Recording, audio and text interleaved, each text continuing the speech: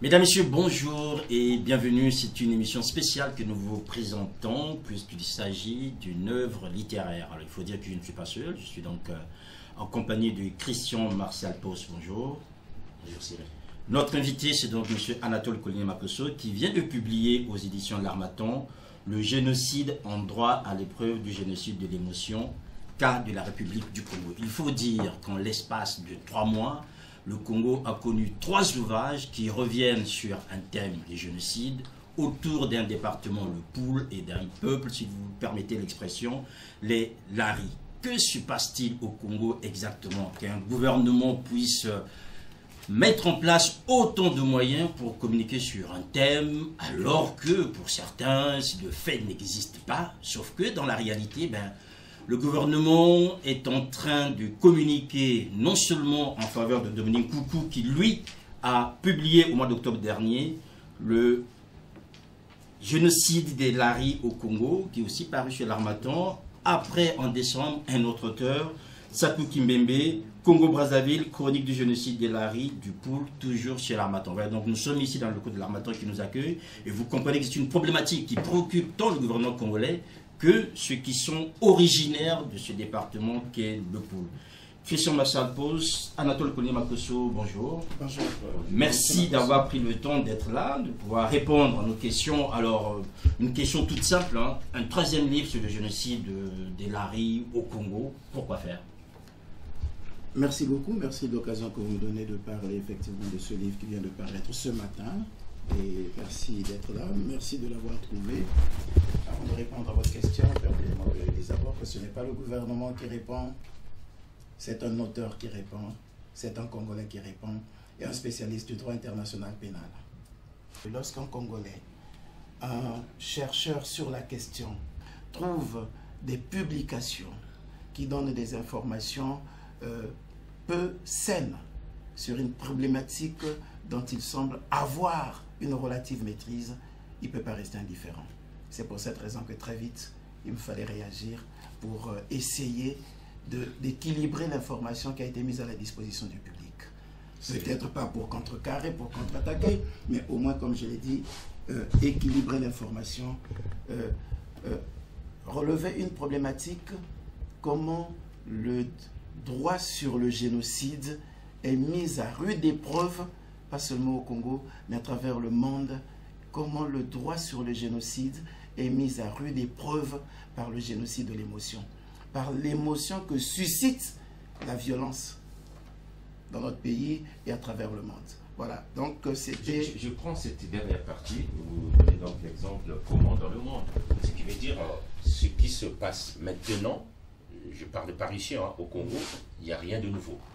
Il n'y a rien de nouveau, non. C'est parce qu'il faut simplement tenir compte du fait que le génocide dégage une charge émotive, une charge émotionnelle tellement forte que la majorité, à travers le monde, toutes les fois qu'il y a une violence, on a toujours tendance à ne trouver comme mot pour qualifier cette violence que le génocide. Il y a donc un maniement du concept qui me paraît assez dangereux au risque de nier la souffrance, la douleur de ceux qui ont déjà connu le génocide dans l'histoire. Et c'est pour cette raison qu'il faut très vite réagir. Ça, c'est la première raison, la première motivation. Le mot génocide, même par le passé, les gens l'ont manié avec beaucoup de délicatesse. Même lorsqu'il a été trouvé, même lorsqu'il s'est agi de juger les auteurs des atrocités de la guerre au tribunal de Nuremberg, les juges ont eu du mal. La Cour n'a pas voulu utiliser cette infraction alors que ça avait déjà été retenu. N'a pas voulu utiliser cette infraction parce que c'est un mot qu'il faut manier avec beaucoup de délicatesse. Or, on a tendance à constater que toutes les fois que des peuples vivent certaines violences de haute catégorie, de grande catégorie, le seul mot qui leur vient à l'esprit, c'est le mot génocide. Voilà. Selon vous, avec beaucoup de maladresse. Vous l'avez dit. Vous dites il faut tout de suite réagir. Mais vous avez quand même beaucoup attendu. Si on parle de l'apparition de M. Koukou. On ne réagit pas par l'émotion. On ne va pas emprunter à M. Koukou. Finalement, vous donnez quelle dose de durabilité dans le terme vite. chez vous? Réagir 2 mois ou 3 mois après, je pense quand même que ça permet de fixer les esprits. Mais on a quand même constaté cette vitesse. Voilà. Réagir 3 mois après, c'est quand même déjà le temps qu'il faut. Et je voudrais vous rappeler que le second livre, c'est-à-dire celui de notre compatriote Sako Kimbembe, est paru en décembre. Donc que nous réagissions en janvier, nous ne pensons pas que nous avons... Il y a du retard. Et puis il s'agit des essais. Et c'est justement la deuxième raison pour laquelle nous intervenons. Il s'agit des essais. Ce ne sont pas des romans. Donc, quand nos compatriotes publient, écrivent sur l'histoire, surtout actuelle, il faut qu'ils soutiennent leurs propos par des éléments techniques, scientifiques, objectivement vérifiables. Voilà. Si on n'a pas les éléments, si on veut simplement dénoncer un fait de société, à partir de ce moment, on change d'œuvre littéraire. On fait un roman de science-fiction, voilà, parce que là, vous ne voulez pas restituer des faits, vous dénoncez un fait de société, vous imagez, personne ne vous en tiendra rigueur. Mais lorsque vous prenez l'option de publier un essai, de surcroît un essai politique, je pense que les contre-patriotes devraient faire un peu plus attention. Et là, ils ont besoin de recourir à un certain nombre d'éléments techniques, d'éléments scientifiques, d'éléments qui pourraient faire en sorte que le propos qu'ils avancent ne soit pas battu en brèche très facilement. Donc ce livre est une réponse à un autre livre. Et comment vous le qualifiez à des autres livres que vous qualifiez comme étant... Non, nous avons simplement voulu élever le niveau de la réflexion. En nous appuyant en partant des arguments de ce que posés les autres ont fait, dans un et ouvrage. pour qu'on ne puisse pas tous verser dans l'émotion, il nous fallait dédramatiser la question. Ce que vous appelez dans le livre, il fallait venir témoigner. On va poursuivre le témoignage, vous aussi vous allez témoigner, tout le monde va témoigner. Maintenant, nous le faisons au jour le jour. Voilà, maintenant qu'il faut qu'on prenne ce problème qui nous préoccupe tant, il faut qu'on le sorte de la charge émotionnelle et qu'on le place sous l'angle scientifique. Je pars du principe que M. Nkunku, M. Kimbembe ont certainement voulu poser un problème sur la table. Ils ont posé une thèse en imaginant que les problèmes que nous avons connus dans notre pays sont caractéristiques du crime de génocide. C'est une thèse. Je suis l'une imaginée. Voilà, en se le disant, voilà, que les problèmes que nous avons connus dans notre pays peuvent être qualifiés de génocide. Arrive un autre chercheur qui dit non, ces problèmes que nous avons connus, à les supposer établis, ne sont pas caractéristiques du crime de génocide. Ça peut s'appeler autrement. Donc le débat va se situer à ce niveau. À partir de ce moment, on le déplace de la charge émotionnelle pour le mettre sous l'angle scientifique. Et on dédramatise. Voilà, en attendant de dédramatiser, pardon, j'aimerais juste rappeler Anatole Pelé-Makosso.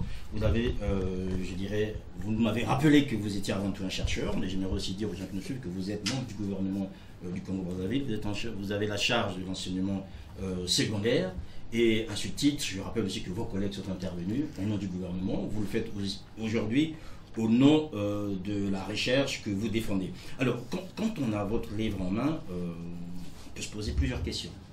D'abord, vous commencez d'abord par une approche sociologique, pour dire que finalement, ce sont les arguments qu'on a déjà entendus du côté de Brazzaville, que les laris en soi n'existent pas, c'est plus, je dirais, l'aspect linguistique des Téké, Congo. Non, nous n'avons pas dit que les laris en soi n'existent pas. Nous avons fait le reproche à ceux qui ont mis en évidence le génocide sur l'ethnie lari.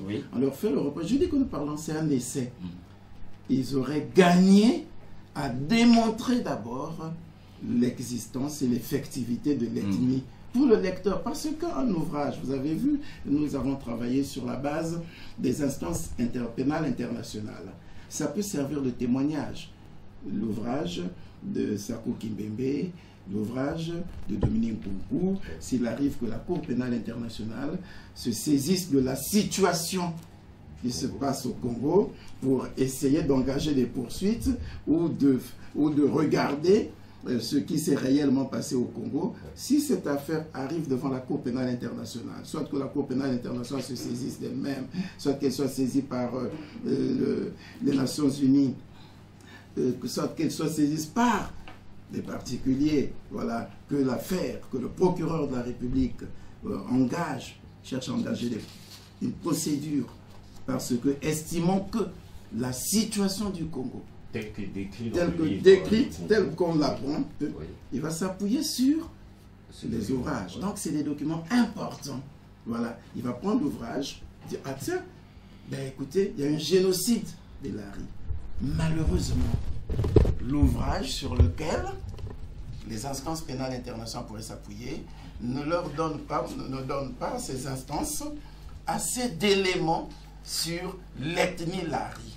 Vous savez que le génocide, c'est 4 quels sont ces éléments? Voilà, il faut le génocide, c'est une violence qui vise... Non, moi je veux revenir à qu'est-ce qui caractérise un Lari. C'est ce que les autres auraient pu nous démontrer. Ça n'a pas été démontré. Vous arrivez simplement, vous produisez un document, génocide sur l'ethnie Lari. Dans un pays où il y a 67 ethnies. Vous ne donnez pas les caractéristiques de l'ethnie. C'est son ancrage géospatial. C'est un ancrage historique. Voilà. C'est le lien entre la toponymie et la localité dans laquelle on peut retrouver des Lari. Nous ne les avons pas dans les ouvrages de nos compatriotes qui peuvent servir de témoignage devant les instances. Et qui n'ont pas donné. À partir de là, je dis, on aurait dû commencer par le faire. Et j'invite donc les sociologues, les ethnologues à nous rappeler l'effectivité de l'ethnie Lari, la place de l'ethnie Lari effectivement dans l'ensemble des groupes ethniques de notre pays. Et lorsque nous aurons établi la place de l'ethnie Lari, ce qui diffère le Lari du Congo, du Poul, ce qui distingue le Lari du Sundi du Poul, ce qui distingue le Lari du Bangala du Poul, ce qui distingue le Lari du Teke, le Lari du Lali. Quand on aura fait cela, on aura réellement une idée de ce qu'est l'ethnie Lari. Et à partir de ce moment, on dit, admettons effectivement que l'ethnie Lari est ainsi établie, qu'elle se distingue du Congo, du Teke, du Sundi, du Bangala, du Lali, dans le Poul. Alors, comment s'est-il fait que les 66 ethnies du Congo se soient retrouvées, se soient concertées pour exécuter le génocide sur une des 67? Voilà. C'est ce qu'il fallait d'abord démontrer pour que ça ne soit pas une simple allégation, que ce ne soit pas une simple affabulation. C'est parce qu'il s'agit quand même... J'ai vu que mon compatriote Nkunku est docteur en droit. J'ai vu que M. Sakou Kimbembe est un prêtre, est un ancien prêtre. Et j'imagine la formation qu'ils ont. Donc cette étude sociologique méritait d'être faite, présentée au public avant d'aborder les aspects du génocide. C'est ce que vous avez fait à l'Atelier Kone Makosso. Quand je vous lis ici à la page 30, en réalité, en termes d'ethnie Lari, les ethnologues et les anthropologues entendent deux peuples souches, les Congos et les Teke, qui, pour des besoins de communication, se sont forgés une langue véhiculaire, le Lari. Donc, pour vous, en fait, ce qui nous a amené comme le Lari il n'a que l'aspect linguistique qui compte. C'est un des aspects, mais bien entendu. Oui, donc, bien entendu. En soi, pour vous, une ethnie Lari pure, pour vous, ça n'existe pas. Le Lari, c'est l'ensemble des Congos, des Teke, des Sundi, voilà, des Bangala. Une fois que vous dites ça, en quoi cela nierait le génocide? Si vous prenez le terme tel que vous l'entendez là, en quoi cela nierait le génocide en soi si nous prenons l'aspect linguistique? Parce que là, par exemple, ce serait alors de l'autogénocide. Si le Lari, c'est cet ensemble de Sundi, de Congo, de Teke, des Lali, des Bangala, comment on va expliquer que il y ait une catégorie qui soit victime du génocide du même groupe ethnique, de la même ethnie? Oui. Est-ce que vous me comprenez? C'est ça, ce sont ces problèmes. Mais quand on vous lit, en fait, cette acception n'a plus de raison d'être. C'est-à-dire que quand on entend votre raisonnement, pour nous, en fait, la considération qui est la vôtre, c'est que le Lari, entre guillemets, c'est, je dirais, un métissage de différents peuples qui aboutissent à une pratique linguistique. C'est ce que nous pensions jusqu'à ce que notre compatriote Dominique Kunku soit venu nous faire percevoir que le Lari est totalement différent du Congo. Je dis ok. Mais comme vous réparez le tort. Non, je ne répare pas le tort. Si vous remettez les choses, les choses normalement. Maintenant, si c'est cela, alors quelle est la nature du génocide? Puisqu'il est arrivé à dire que les Congos aussi ont commis le génocide sur le Lari. Il s'est appuyé sur ce qu'aurait fait le président Massamba Deba lorsque il a pris des Lari, qu'il a envoyé un peu partout. Il le dit dans son ouvrage. Voilà. On dit, bon, quel aurait été ce type de génocide où, au sein d'un même groupe ethnique, ou au sein d'une même ethnie, qu'on pense qu'il y a une catégorie qui aurait commis le génocide sur l'autre? C'est quoi je dis, c'est scientifiquement, on a du mal à démontrer. Et c'est là l'une, entre autres, raisons pour lesquelles nous sommes obligés de réagir. Non, il ne faut pas instrumentaliser la haine. Voyez-vous, le peuple du Poule, vous voyez ces amis du Poule, qui nous ont donné en héritage une langue, le Lari. Lorsque nous grandissions, même les jeunes, comme vous les voyez dans leur mode de vie, les sapeurs, on a l'impression que pour mieux s'affirmer comme sapeur, il faut apprendre à parler Lari. On est arrivé à dire de cette langue que c'est la langue africaine de reconnaissance ou de renommée internationale en décomposant. Voilà, donc un patrimoine commun. Vous vous l'appropriez sans avoir démontré, il n'y a aucun problème. Vous vous l'appropriez, ça devient vôtre. Vous en avez fait une ethnie. On ne sait pas à partir de quand l'ethnie Lari, si nous pouvons l'admettre aujourd'hui, à partir de quand elle s'est manifestée. Eux, ils nous disent, quand on les lit, on voit bien que ça n'apparaît que, ça prend de l'importance, ça n'apparaît qu'à partir de Machua. Parce qu'avant Machua, ils ne nous ont pas défini une personnalité emblématique, une personnalité morale qui avait de l'ascendance historique sur cette ethnie. Donc quand vous voyez cela... Quand vous dites il s'agit bien de deux auteurs. Vous écrivez dans le livre que l'histoire du Congo est émaillée des violences. Donc ce livre refute le terme génocide, mais accrédite qu'il y a eu des violences. Il y a eu des crimes. Il y a eu des violences, il y a eu des crimes, il y a eu des criminels. Bien sûr, en 59, en 63, en 65, en 72, en 77, en 87, en 91, en 92, en 95. Personne n'en parle, les criminels. Oh non, non. De toutes les façons, on en parle un peu partout. Vous n'êtes pas au courant, effectivement, qu'en 1965, on avait 3 autres personnalités, 3 hauts fonctionnaires qui avaient été abattus. Vous n'êtes pas au courant qu'en 77, nous avons perdu un chef d'État. Vous n'êtes pas au courant qu'en 93. Vous parlez des victimes, moi je parle des auteurs. Des méchants. Mais il n'appartient pas aux citoyens d'établir qui est méchant, qui ne l'est pas. On ne va pas revenir sur ces questions, je pense, à mon humble avis. Voilà, on ne reviendra pas sur ces questions, dites-vous, Anatole Kollier-Maposo, mais nous allons revenir, je dirais, sur ce qui fait que nous soyons là aujourd'hui, autour de ces génocides. Alors, quand Sakou Kimbembe et Dominique Kunku avalisent le terme génocide en partant de l'existence des Lari, pour vous, les Lari n'existant pas en tant que... Pour moi, il ne nous a... Non, pas de raccourci. Pour moi, établir qu'il y a eu génocide sur le peuple Lari imposait qu'on puisse donc le situer, le localiser. Et comme on n'arrive pas à le localiser. Comme on n'a pas localisé. Donc le génocide n'existe pas. Mais non, enfin non. Le génocide sur le Lari, c'est pourquoi on a dit la délicate formulation sociologique du génocide des Lari. C'est pourquoi, vous verrez le livre, j'en ai appelé aux sociologues, j'en ai appelé aux psychologues, j'en ai appelé aux historiens de nous écrire l'histoire et de nous présenter cette fois-ci de façon solennelle, de façon officielle, l'ethnie Lari, pour que l'on comprenne désormais ce qu'il en est. Parce que tous les ouvrages que nous avons nous font la démonstration que l'ethnie Lari, c'est finalement la langue commune qui s'est forgée à travers ce métissage, voilà, Et ça concernait... Il n'y a que l'aspect linguistique, en fait. C'est beaucoup plus l'aspect linguistique. Par contre, à partir de la montée du matuanisme, une catégorie du peuple de la contrée se détermine l'Ari. D'accord. Voilà, se détermine l'Ari. À partir de cette détermination, pour vous, maintenant c'est pourquoi on dit... Non, on peut l'appliquer à partir de ce moment. Il faut donc nous le démontrer. Comment il a été exécuté, le génocide sur les Laris? A-t-on touché les Laris qui sont dans quel endroit, dans quel espace géographique?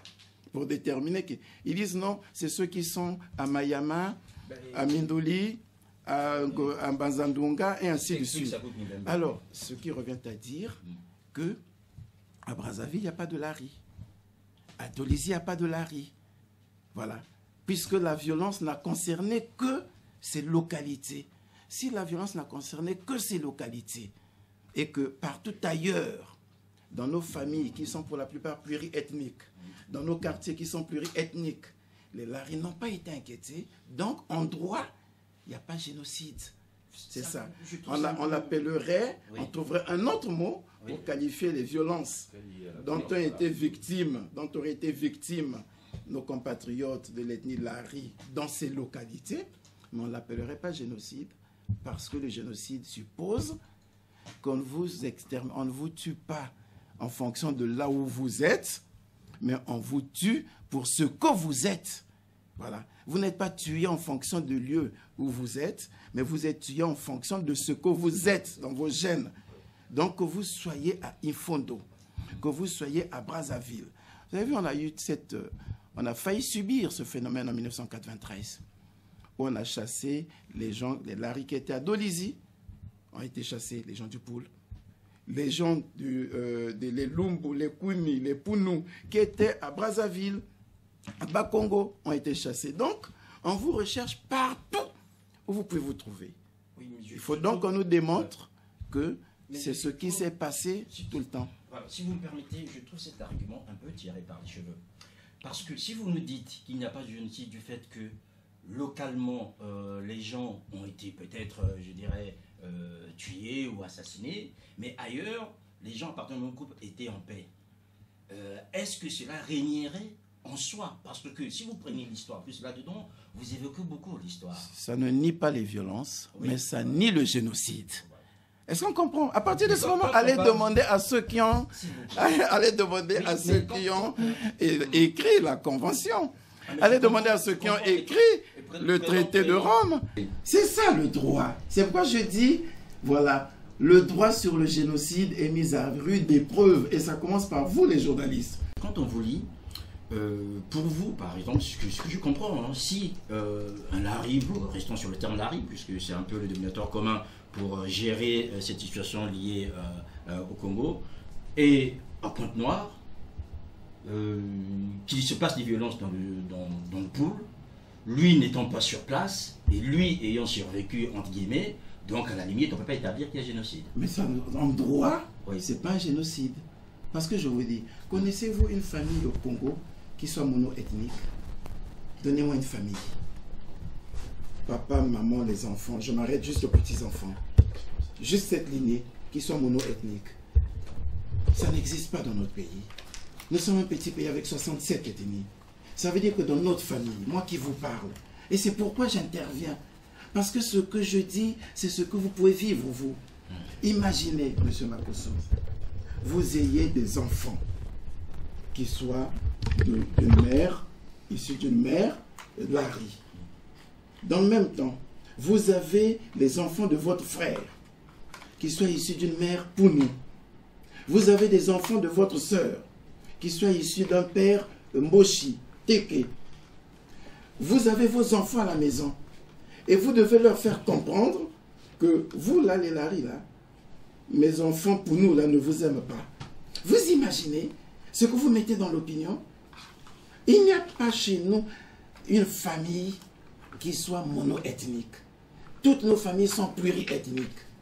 Et vous voulez mettre dans la tête des enfants qui grandissent que l'enfant Lari qui est en train de grandir sait que son cousin là appartient à une ethnie qui ne m'aime pas, Et ces enfants-là doivent grandir. Tout comme cet enfant peut grandir avec l'idée que voilà, et ce qui a été dit est faux, parce que je suis la preuve. C'est pourquoi nous rappelons que ne suivez pas ça.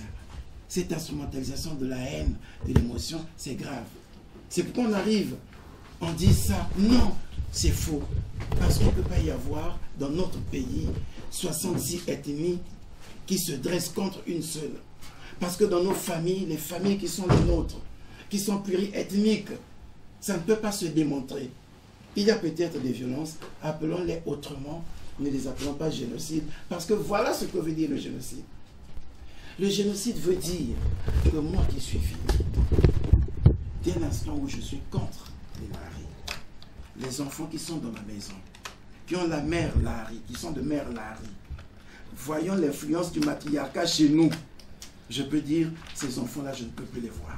Je ne peux plus les aimer. C'est ça le génocide. Quel terme, en fait, substituerez-vous le génocide utilisé par Kimbembe? Ah ben, les législateurs devront trouver. C'est pour cette raison qu'on convoque les sociologues.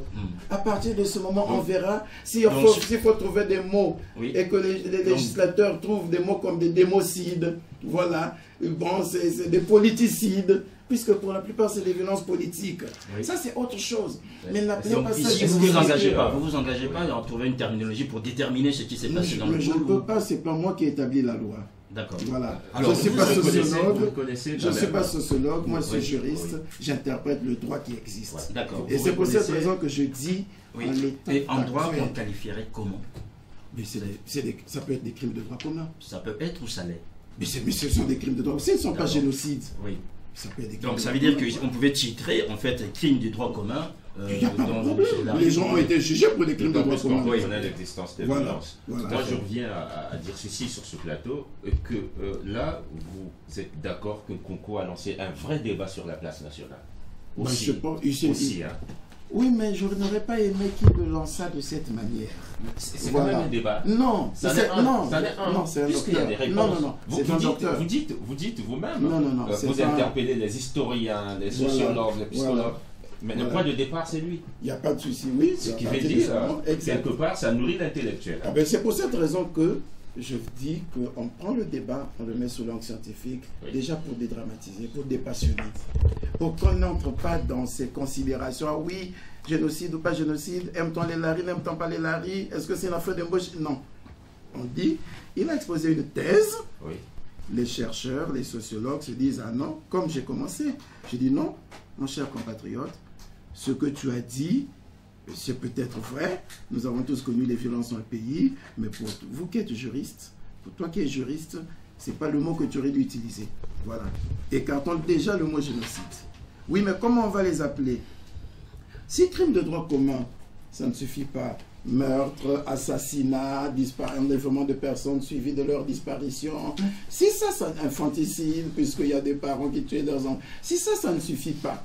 Les sociologues, les psychologues, le législateur doit réfléchir sur le mot qu'il faut désormais donner, la nature de l'infraction qu'il faut donner à ce genre de comportement. C'est l'intellectuel tu parles.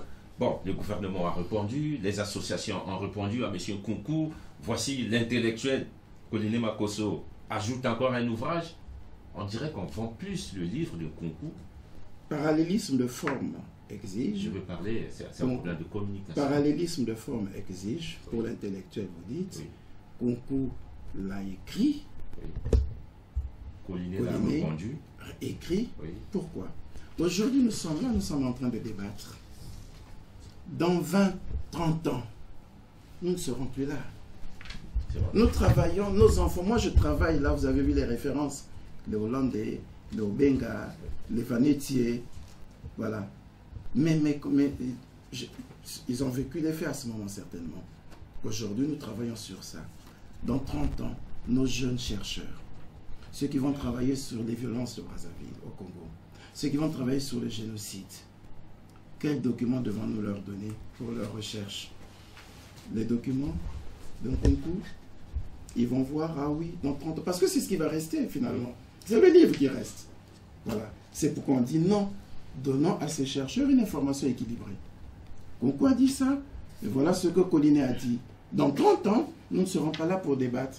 Dans 30, 35 ans, 40 ans, quel est l'héritage que nous laissons aux enfants. Aujourd'hui, cette émotion nous sert peut-être pour régler nos problèmes politiques, certainement. Donc on l'a fait. Peut-être qu'il ne croit pas forcément ce qu'il a dit. Peut-être que c'était un appel de pied, peut-être que c'est une interpellation. C'est ce que vous dites aussi, hein, vous dites peut-être. Il a fait peut-être pour attirer l'attention sur lui ou sur le phénomène. Bon, à la page 15, vous dites l'imputation du crime de génocide peut être un bon moyen pour accéder à la table de discussion. Certainement, à preuve. Donc, nous débattons déjà. Mais nous discutons. Oui. Mais non, mais ça ne se termine pas là. Contraindre le gouvernement à négocier, à ouvrir l'espace aux autres, s'il ne veut pas être diabolisé à tort ou à raison. Est-ce que vous pensez que ces ouvrages constituent un chantage au génocide par rapport au gouvernement du Congo-Brazzaville? Ah ben je ne sais pas, c'est possible, puisque le gouvernement a même réagi. C'est déjà la discussion. Vous savez, c'est Henri Ossébi qui le dit, je l'avais dit dans un de mes ouvrages, palabrer, discuter, c'est pas, voilà, dans le consensualisme, c'est pas seulement se réunir comme ça, mais c'est créer des passerelles et dialogue. Concours l'a dit, peut-être maladroitement, le gouvernement a répondu. C'est un dialogue. Voilà. Non seulement en diabolisant les livres, mais en interdisant la distribution, tout ce qu'il y a là avec. Est-ce que pour vous, c'est une réponse proportionnée? Ah si. Vous savez pourquoi? Mais parce que nous avons l'article 13. Et où est la discussion? Nous avons l'article 13 de la Constitution. Et où est la discussion? Oui, mais c'est bien cela. Oui. Nous avons l'article 13 de la Constitution. Toute propagande et toute incitation à la haine ethnique est un crime prévu par. Est-ce que finalement, il faut toujours une discussion convenue? Parce que là, c'est quelqu'un avec lequel vous ne vous entendez pas, qui met un sujet sur la table, et la réaction... Moi, non, mais justement, le gouvernement répond. Le gouvernement répond, dit non, c'est pas comme ça que vous aurez dû poser le problème. Ce que vous avez fait est une incitation à la haine ethnique, voici ce que dit la Constitution. Voilà. Et par rapport à cela, pour que votre ouvrage ne vienne pas troubler la quiétude de nos citoyens, nous interdisons cet ouvrage à la circulation et à la vente. Ça peut arriver, c'est un choix. Oui. C'est un choix. Parce que nous avons un choix que vous soutenez. Mais je le justifie. Oui, je peux l'expliquer. Je l'ai expliqué dans le livre. Oui, on a vu que... Je l'ai expliqué dans le livre. Oui. Parce que l'attitude du gouvernement était une attitude proportionnelle pour préserver le peuple contre l'intoxication, contre l'incitation à la haine. Oui. N'oubliez pas que nous avons adopté une charte de l'unité nationale de la conférence nationale. Alors lorsque un compatriote vient dire à une jeunesse, vient dire à un peuple traumatisé que vous avez vu, les 66 ethnies ne vous aiment pas. Ils veulent nous tuer. On va laisser notre peuple consommer cela. C'est quand même des choses que vous entendiez, Colin Makosso. Mais on n'entend pas dans un livre. Ça, vous pouvez le dire. Voilà, donc ça veut dire que je crois que c'est le ministre de la Communication. Le problème, si vous permettez, le problème de Sakou Kimbembe et Nkoukou, c'est d'avoir couché ce que vous entendiez dans les rues de Brazzaville, et même dans certaines réunions, dans un livre. Et à ce moment-là, pour vous, ça prend une autre proportion.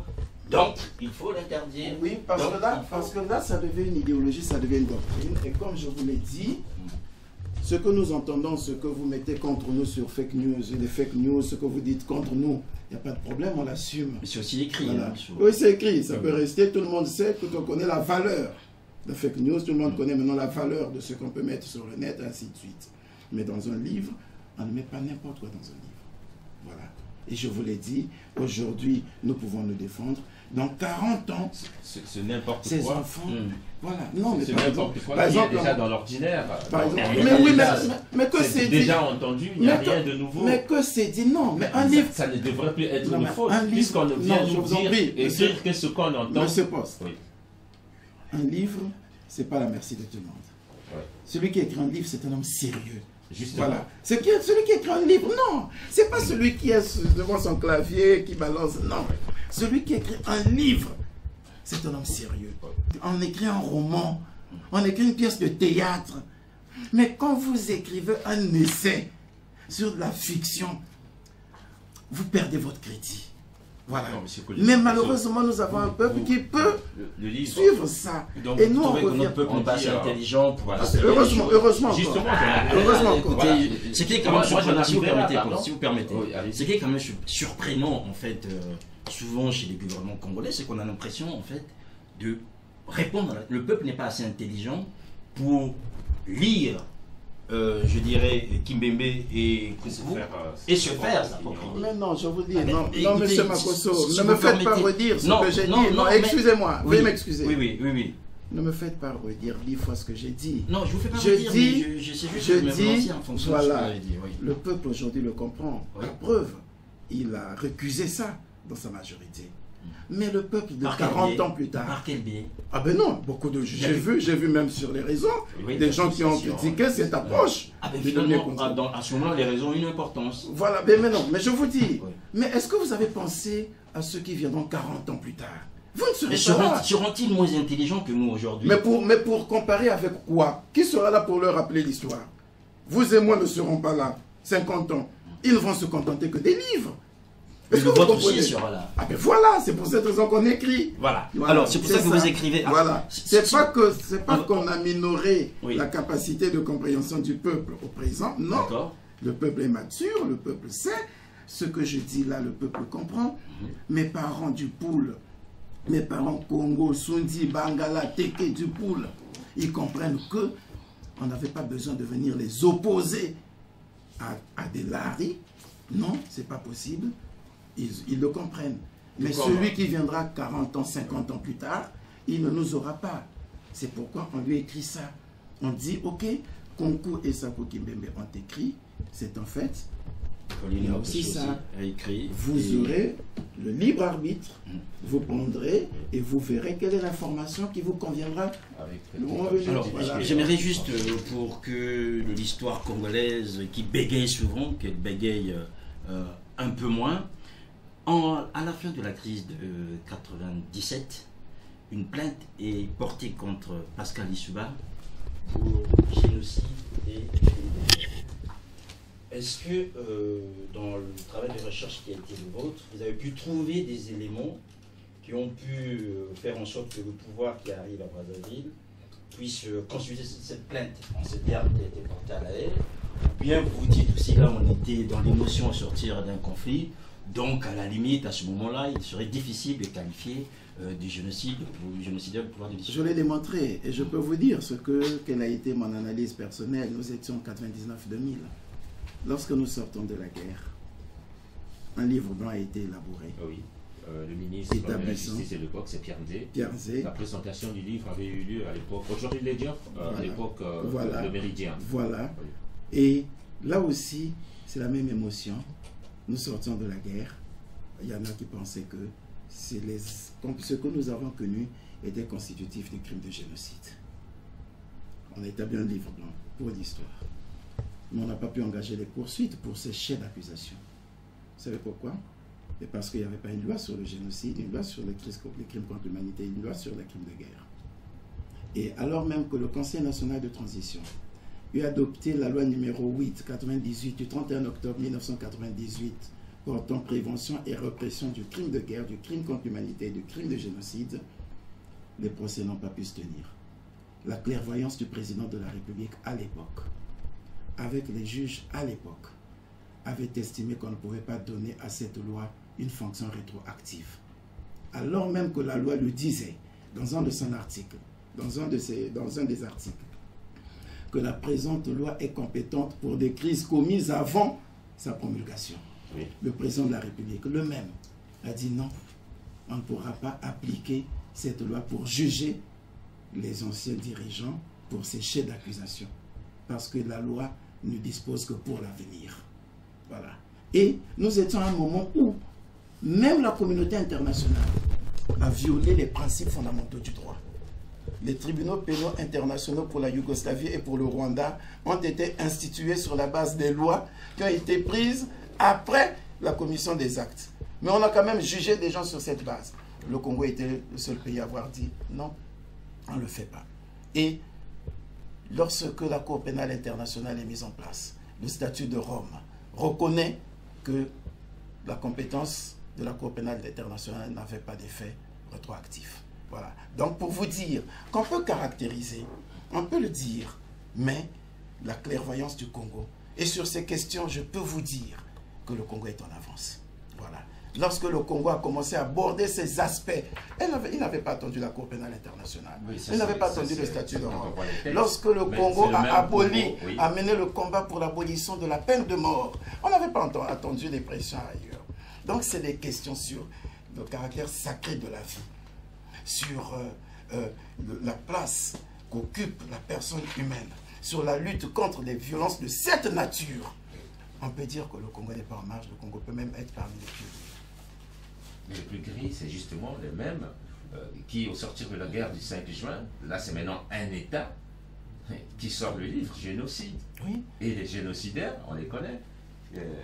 Les bourreaux, c'était sécurité aux affaires hier, et les tant pis aux affaires, les vaincus. Les gens ont défini les atrocités, les ont répertoriés. On dit, voici ce que nous avons connu. Oui. Doit-on les appeler génocide, crime contre l'humanité? Ils l'ont dit.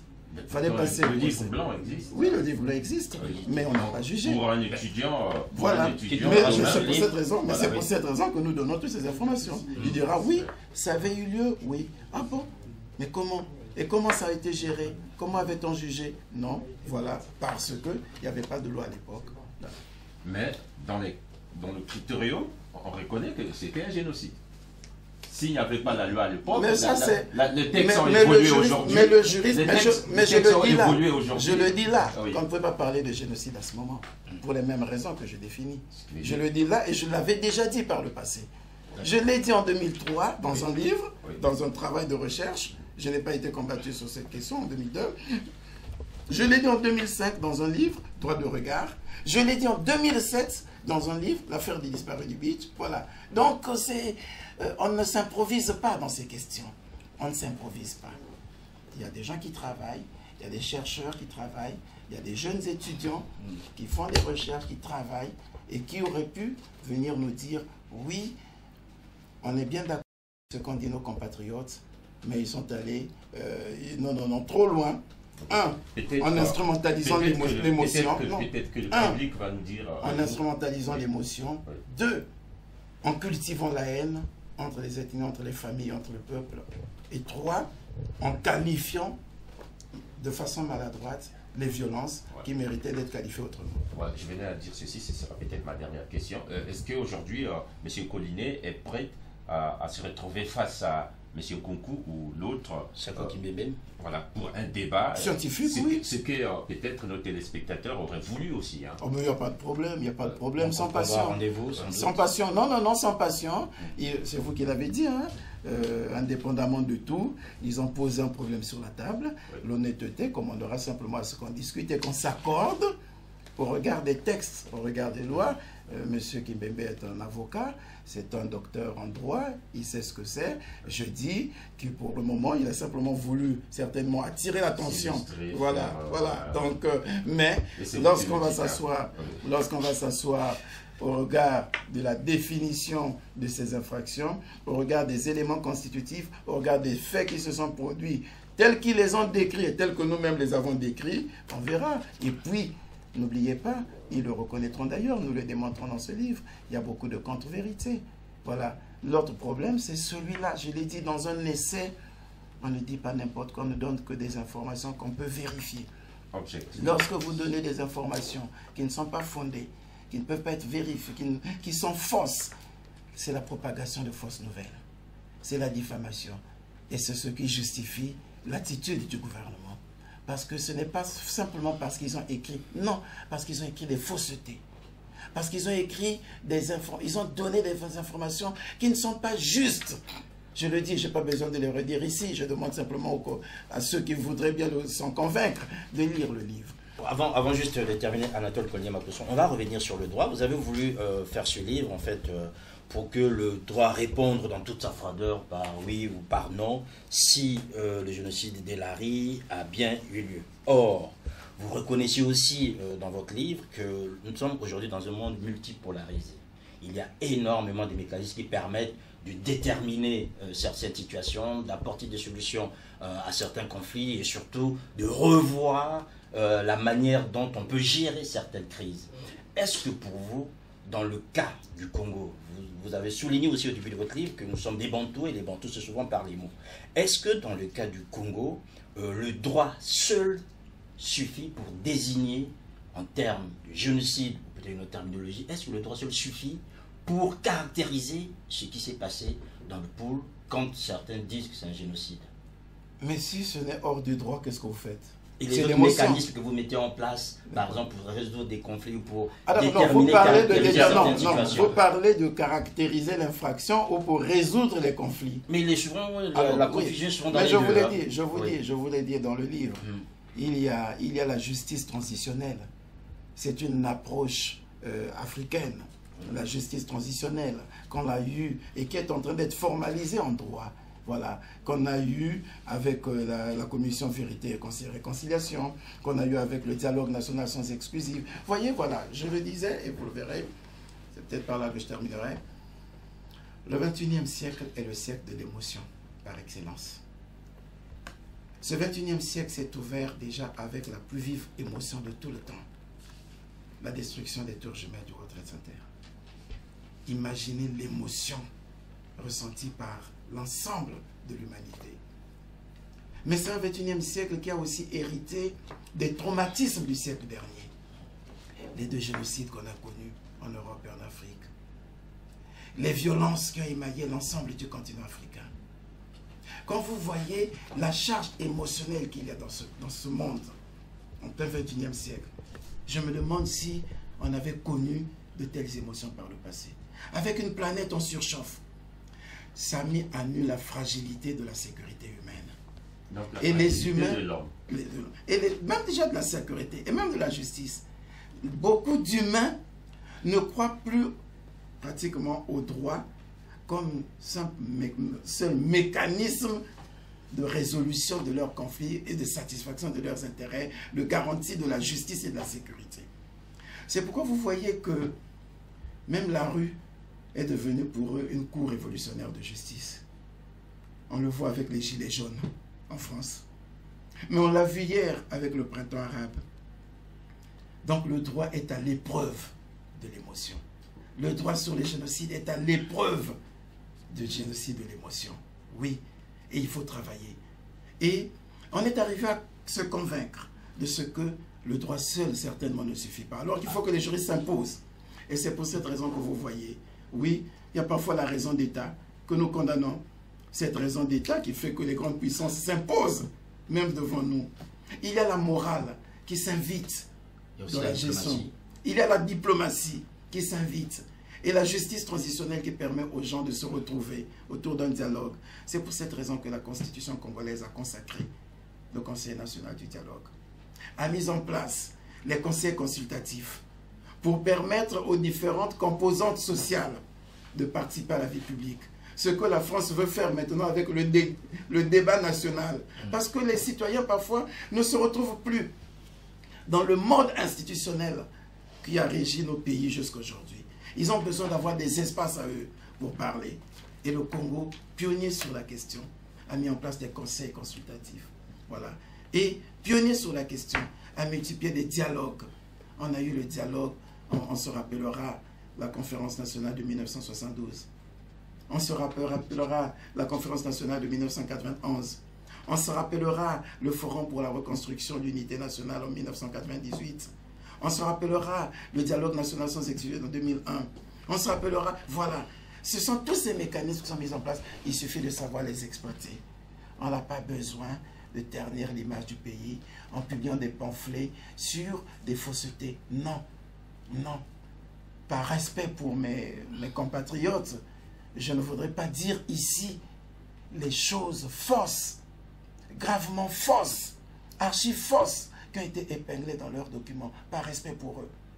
Alors, parce que nous pensons que c'est un débat scientifique, nous aurons l'occasion de nous retrouver pour leur dire que pour l'image du pays et pour l'image de l'élite que nous constituons, parce que ça ne se limite pas seulement à la situation du pays aujourd'hui, c'est de hauts cadres, ils vont postuler des emplois. Ce sont ces documents qu'ils vont produire. Mais quand ils vont produire ces documents, il faut que les gens soient capables de les apprécier au regard des documents qu'ils ont produits.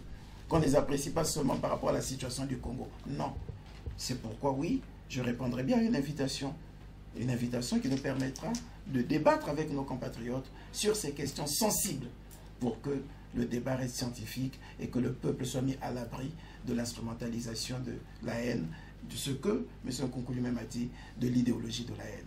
comme quoi sur ce plateau, le débat sur cette confrontation est lancé, n'est-ce pas? Pourquoi vous parlez en termes de confrontation? Voilà, le débat est lancé, avez-vous entendu? Encore merci à Christian Marchapos.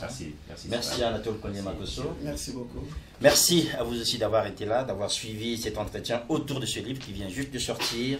Le génocide en droit à l'épreuve du génocide de l'émotion, cas de la République du Congo. Il faut juste dire que cet ouvrage est disponible chez l'Harmattan et sur tous les distributeurs sérieux. Voilà. C'est un essai. Voilà. On l'a dit. Encore, merci à toute l'équipe. Merci à Freddy Mizele. Merci aux hommes qui ont facilité cet entretien. Portez-vous bien. Ben, on se retrouve la prochaine fois. Merci, Cyril. Au revoir. Merci beaucoup.